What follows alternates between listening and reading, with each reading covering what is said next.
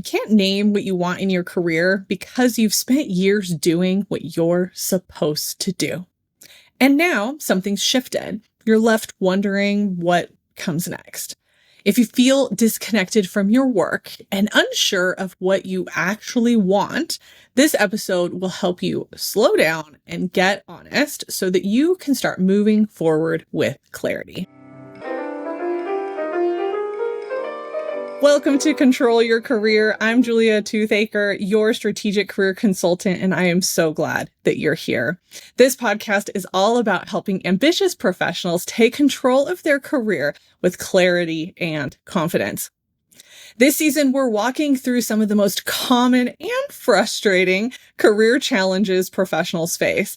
Things like stalled growth, burnout, manager issues, career transitions, all things that my clients bring into coaching sessions, and I'm sure you are wondering about or have gone through yourself. We're working through each challenge using my Control Your Career process, which is also the foundation of the book I'm writing. If you're someone who has been wrestling with a career decision or just feeling off in your role, this season is going to walk you through real solutions with a process. In this episode, we're going to be digging into a different kind of stuck.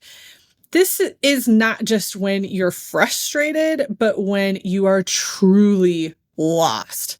Maybe you said something like, I don't even know what I want anymore, or none of this feels like me, but I don't know what does feel like me.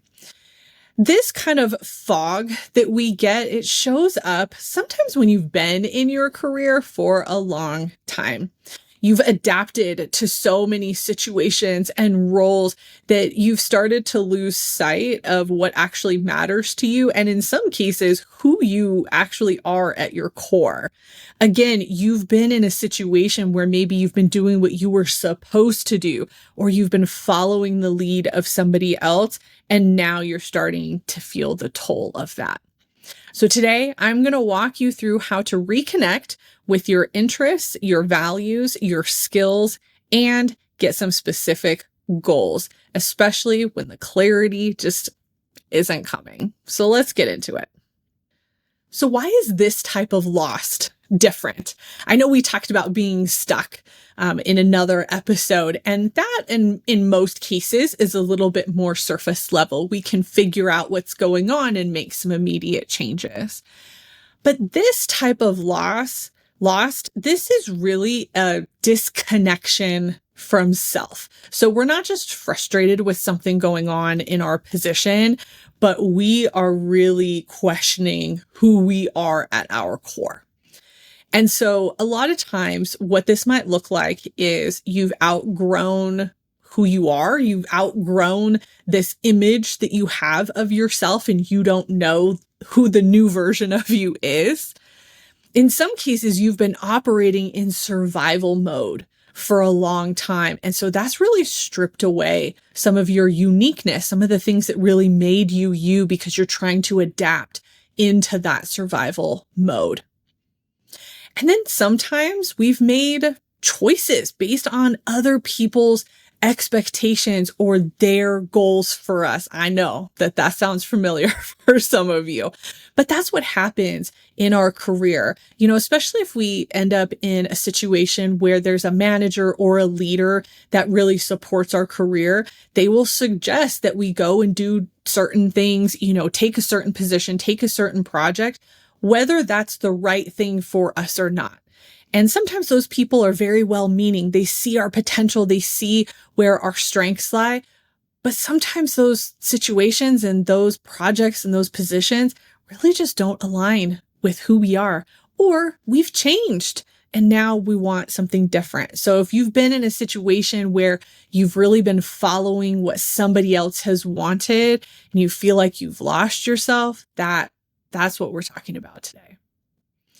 So let's jump into the Control Your Career framework. Remember, we have 5 stages. We're going to start with realistic reality, go into identity analysis, where we're going to spend the bulk of our time today. And then we're going to get into our purpose-driven plan and our goals. We're going to step into stage 4, which is initiate action, which can be so challenging in this particular scenario. And then finally, we're going to wrap it up with stage 5, high impact habits.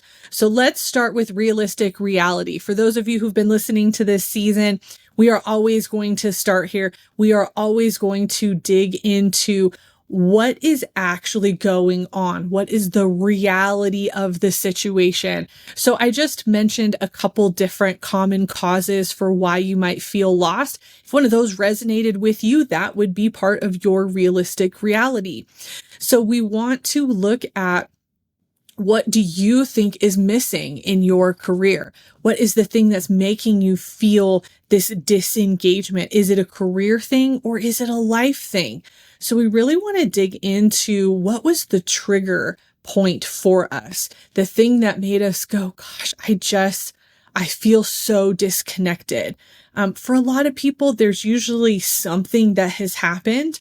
There's some kind of big life event or something that has changed. Again, you're going to hear me talk about this a lot because when we have external change, it's going to impact what's happening to us internally. And so we have to really take that into consideration. So you want to figure out what that is for you. For some of you, it's not going to be that. It's going to be a gradual change. It's going to be something that maybe you've been feeling over the last few years. I know that 2020 and the pandemic, that really shifted a lot of people's mindset and goals and just what was going on in their lives. And I think we're starting to see people still trying to work through some of that impact. And so you might wake up and go, I just don't want to do this anymore. I just don't want this career, but I have no idea who I am or where I'm going, right? And so that feeling, again, not uncommon, but we want to dig into what was the catalyst for it and what is prompting this change in you. So realistic reality is really getting into the depth of what is actually happening. Okay, a couple questions to consider in this, because even though for some of you, it's going to be really a personality thing that we're going to have to define. We're going to do that next, but I do want to make sure that we have some specific questions to help get you going for realistic reality. So when are you engaged versus when are you checked out? And this is going to be for life and career, not just career, because a lot of times these things are going to go hand in hand. Are there projects that, maybe in the past you were really excited about or you loved, or like working with a certain client or a certain skill set or something like that that you loved and now you don't really love anymore? Or vice versa. We want to kind of figure out what are the things that, we still enjoy or we don't enjoy anymore. How much of that are we actually doing? What are you avoiding? What do you really don't want any part of? You're trying to not get involved with something or even a skill set or a project that you just have no desire to do, right? And then I want you to ask yourself, are you just going through the motions? A lot of times when we feel lost like this, we've been operating, but we're not thriving, right? So we're getting our job done, we're doing things, but we're just kind of going through the motions that our career requires, but we're not actually feeling anything and we're not happy in a lot of cases, right? So really dig into the realistic reality for you of what is actually happening. Okay. Now let's move into stage 2. This is identity analysis. And we are going to spend the most of our time on this episode here because what I want you to do is be able to really dig into who you are now. I want you to be able to identify some pieces of your personality, some pieces of yourself, so that you walk away from this episode going, oh, okay, I definitely have more clarity now. So something I want you to think about with personality preferences is a lot of times when we are feeling lost, it's because we were a different person when we made the career decisions that we made. And this is especially true if you are, I would say anywhere from at least 5 to 7 years into your career, but especially if you're beyond that, especially if you're in that 10 to 20 year mark, the younger version of yourself was making a lot of career decisions and you are a different person now. Now, some people, you have been able to move through some of those changes and you're questioning, why can't I get through this change? Why do I feel so lost now? Well, it just happens. It happens for a variety of reasons. And I have a couple episodes on that. But let's get into who are you at your core. So first, we're going to talk about interests. What are the things that you enjoy doing? And I know that that's a really broad question, but I'd like you to really look at it in the aspect of your career specifically. So what are the things that you really are like, oh my gosh, I love doing this still, or I really like working with this client. I really liked working on this project. And you might have to go back a couple of years before you had this feeling of lost and really look at the things that lit you up, and what do you still like to do today? Now, here's one thing that I will say. If you cannot think of anything that interests you, take some time to reflect, right? Take a couple of weeks, look through your schedule, identify and really think about what are the things that you're doing. If you don't like anything that you're doing, that's a sign that we need to have a deeper conversation. Okay. So whether that's with somebody like me, who's a career coach who can, have those conversations with you, or possibly even with a mental health professional, if you have somebody that you are working with, you might want to have those discussions. Okay. One of the things that I want you to think about, and this is especially good if you can't come up with ideas, I want you to look at resources within your industry. So read like a publication in your industry or something that's related to the career that you're in. I want you to dig around a little bit and see if there's anything that is exciting to you. Is there anything that you want to read? Or is all of it just meh? You don't want to have anything to do with it. What I'm looking for here is what is piquing your curiosity. What is something that you're like, oh, that looks really interesting. I know a lot of people are into AI right now, and I think that's great. I think learning how to use AI effectively is a really great skill. Is that something that you're interested in, or is there something else? Some of my more experienced clients, they're really into coaching and mentoring. So they'll read a lot on those topics within their function or their industry or just generally because they enjoy it. So what are some of the things that you are really into that you are listening to? One of the things to think about is, what do you feel like is missing? We talked about this in realistic reality, and we're going to talk about it more pointedly within interests. So what do you need? Do you need creativity? Do you need more strategy? Do you need to be of service? That was something that I went through in my career. I did a big career switch because I didn't feel like the career path I was on was helping people the way that I actually wanted to help people. And I made a transition because of that. Do you want to be more innovative? Do you want to solve more problems? Or is there something else? So I want you to think about, what are those interest areas that you are missing, that you're craving more of, and write that down.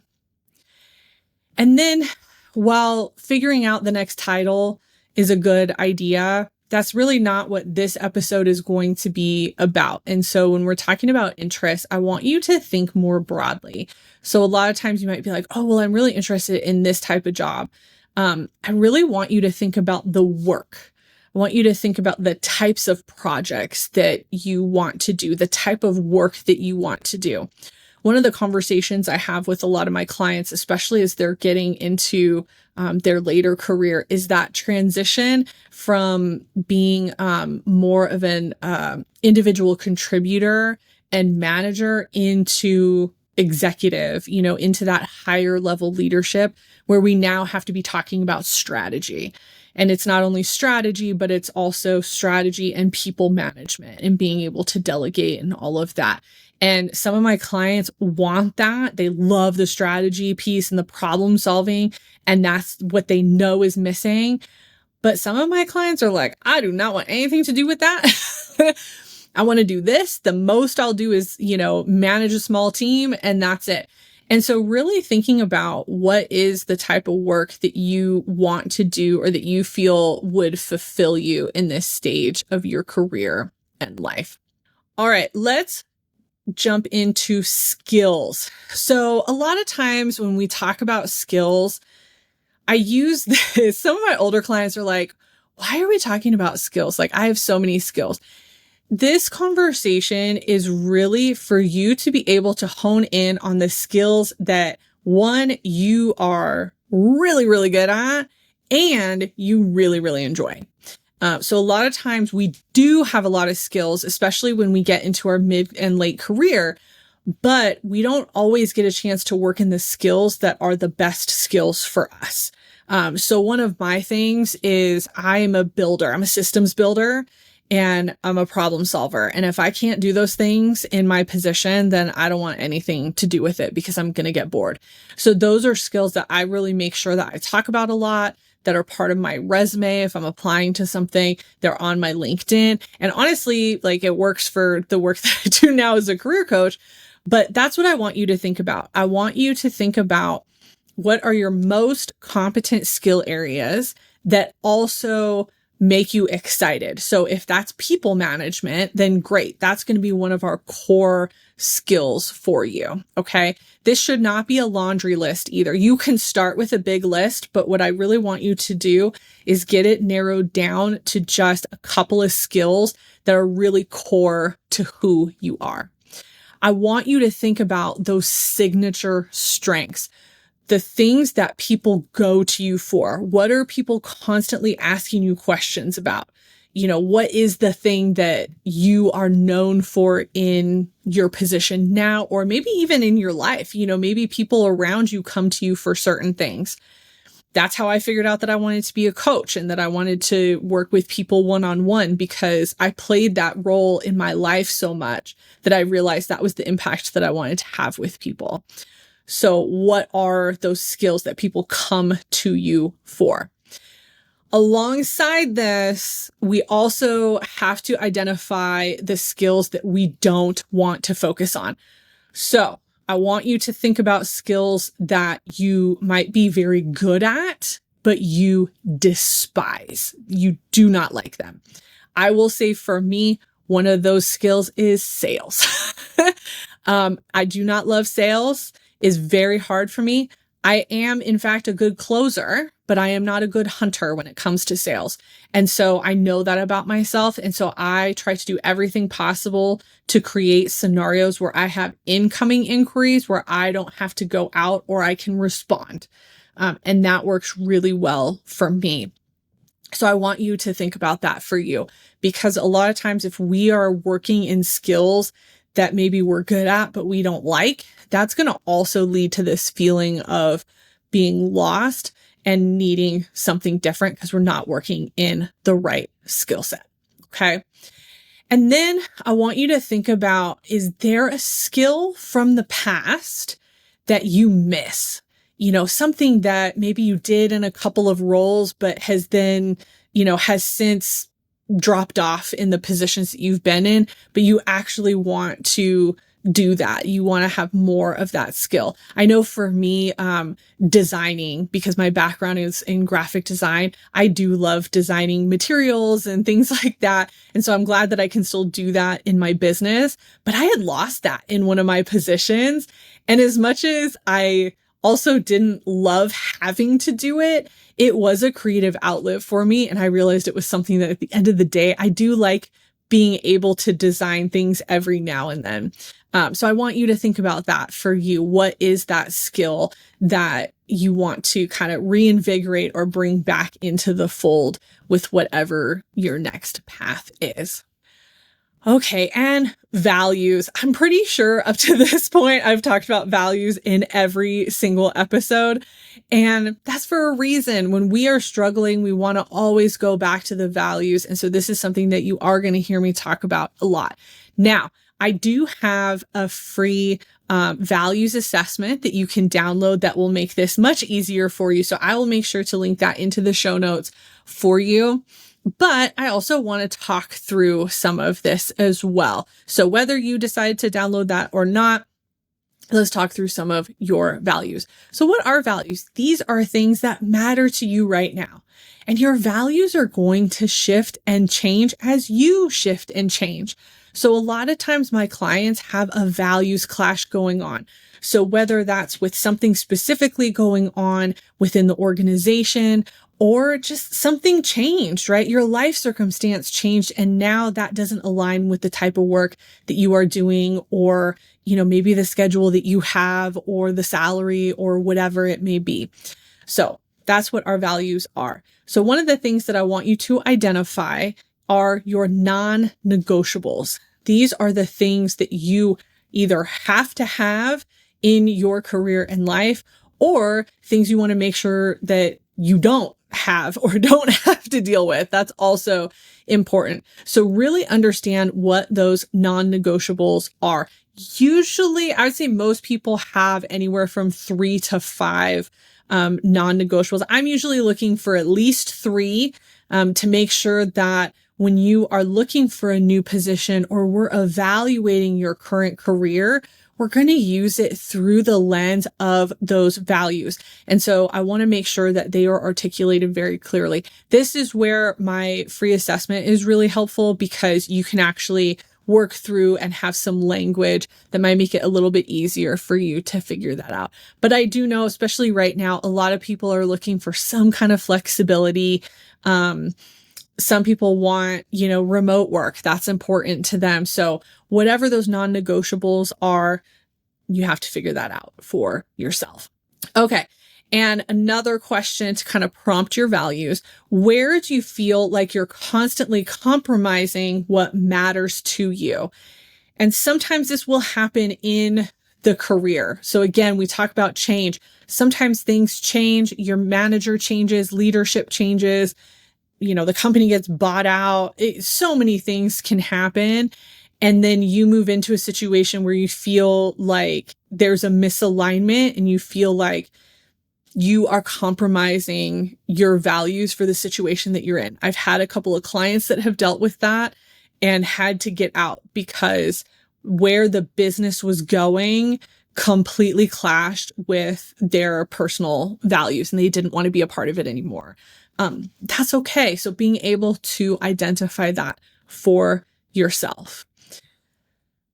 A reflective exercise that I think is helpful here is thinking about who you were 5 years ago, 10 years ago.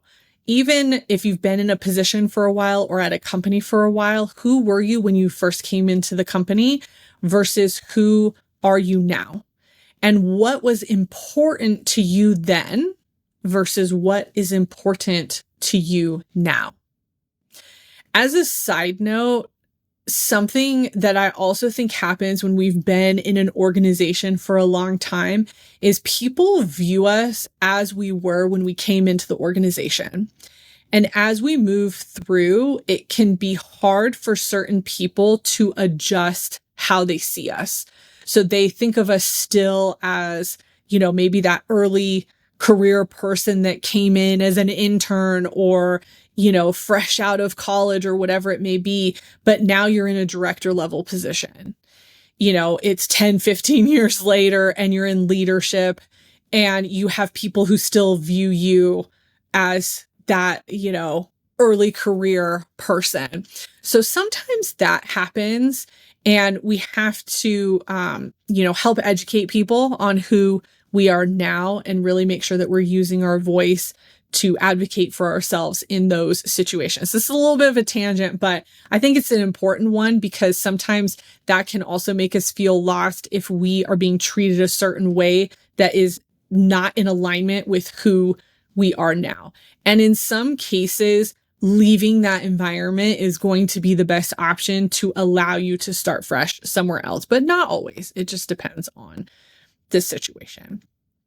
Once you have identified these values, these non-negotiables, you want to ask yourself, are these current values reflected in the work that you do, in who you work with, and how they're looking at the work that you're doing? because a lot of times that's where we're going to find the biggest misalignment.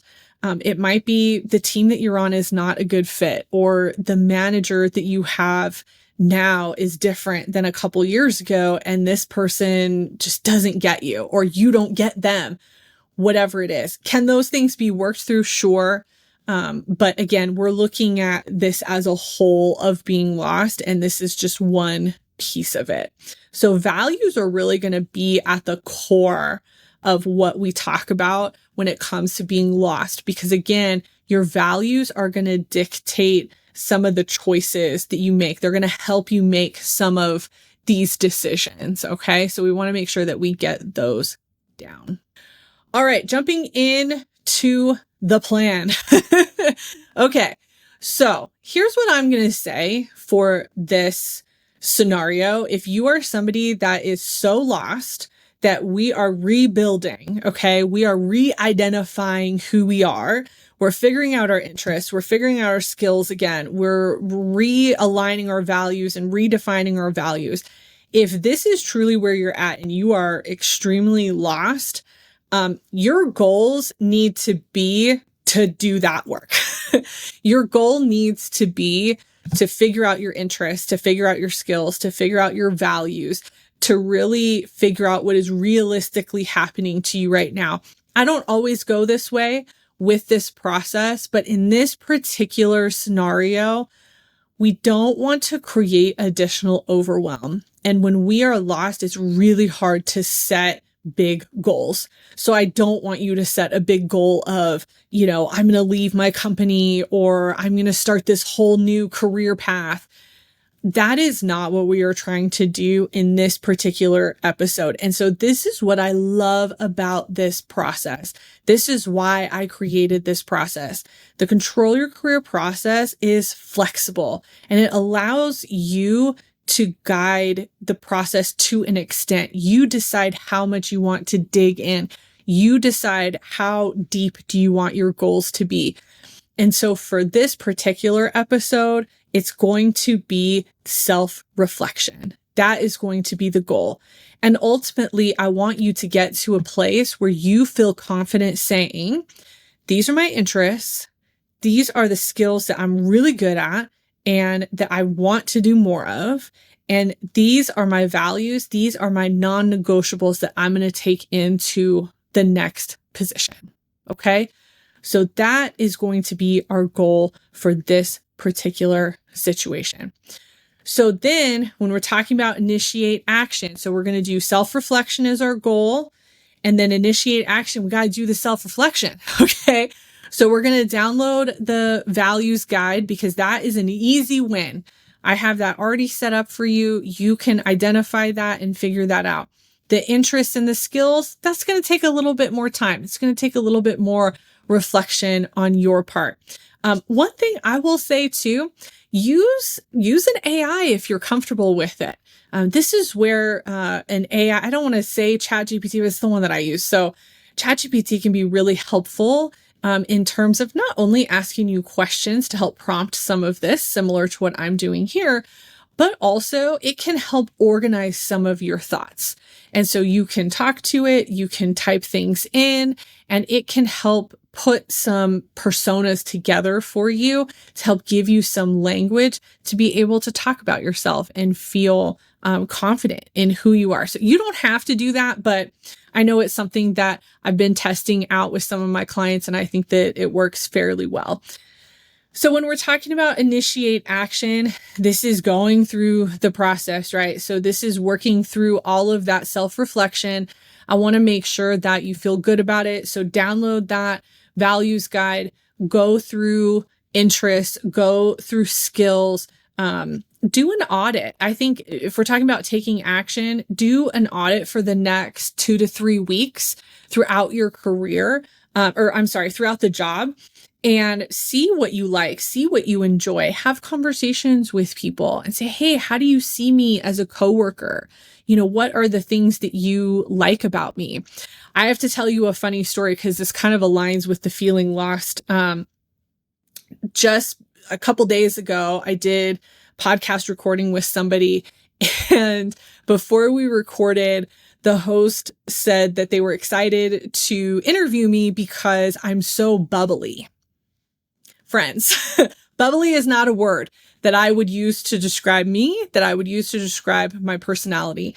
And I remember just sitting there thinking, am I bubbly?